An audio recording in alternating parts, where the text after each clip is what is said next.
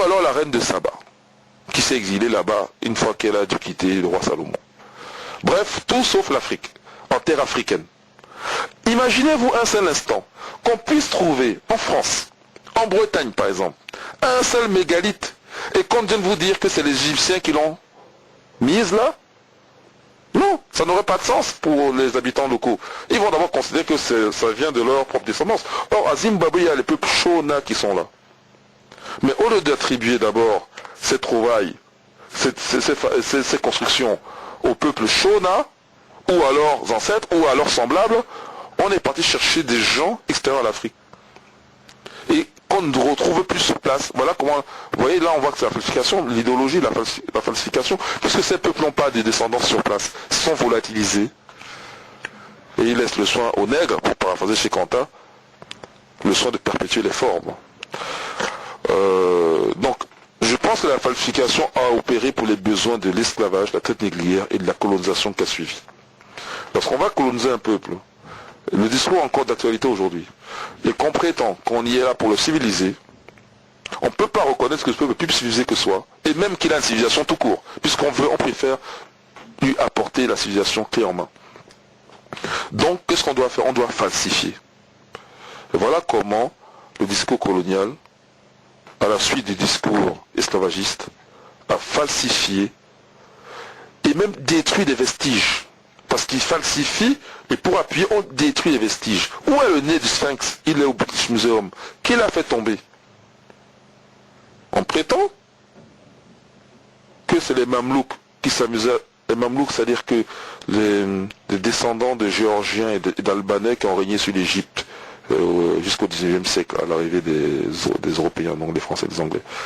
Parce qu'ils s'entraînaient à tirer à coups de canon. Mais moi j'ai d'autres récits qui disent que c'est Napoléon Bonaparte qui, énervé par ce visage de sphinx, avec un nez épaté, caractéristique de nègre, a demandé qu'on tire dessus. En tout cas, il n'est pas tombé tout seul, selon les deux versions. Et dans les deux cas, on n'imagine pas un Français avec un sphinx à Paris, qui serait fait par ses ancêtres français ou gaulois, s'amuser à tirer sous le nez à coups de boulet de canon. Donc s'il le fait, c'est parce qu'il ne veut pas qu'il y ait des traces. Pas de chance. Le nez, on peut le visiter encore au British Museum, même s'il est tombé. La falsification a opéré même dans les dynasties indigènes les plus récentes. Par rapport à l'Égypte, je veux dire. La dynastie de Ghana est supposée avoir été créée par un blanc. Le Mali, c'est pareil. Cheikh Anta appelle ça dans l'ancienne agriculture le shérifisme, lorsque ça vient des Africains eux-mêmes, de leur propre bouche. Là, je vous parle d'Européens.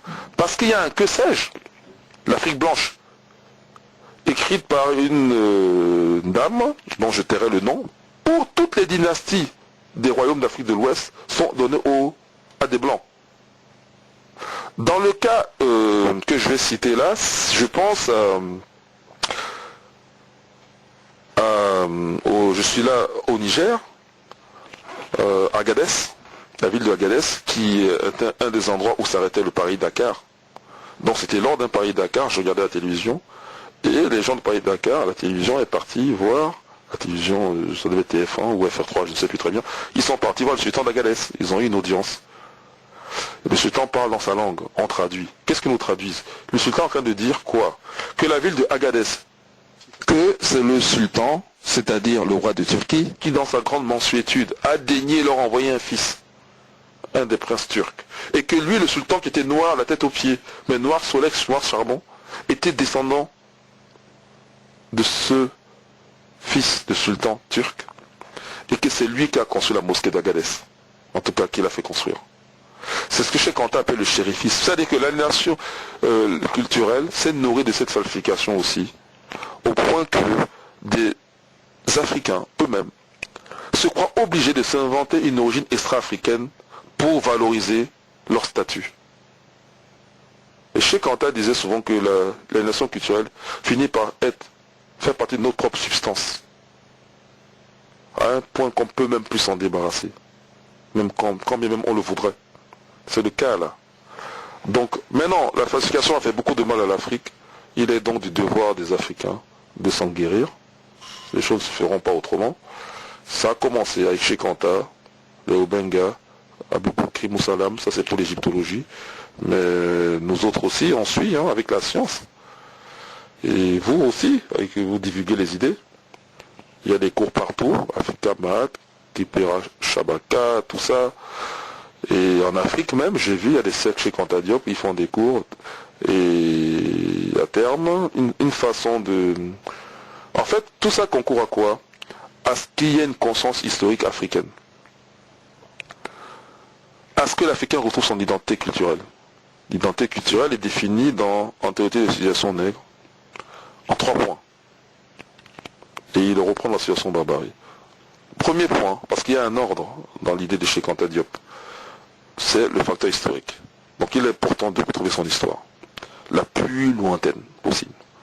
2, le facteur linguistique.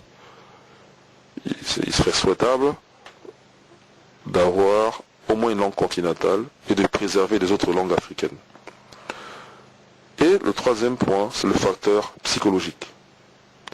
La psychologie du nègre est différente de la psychologie de tout autre être sur la planète.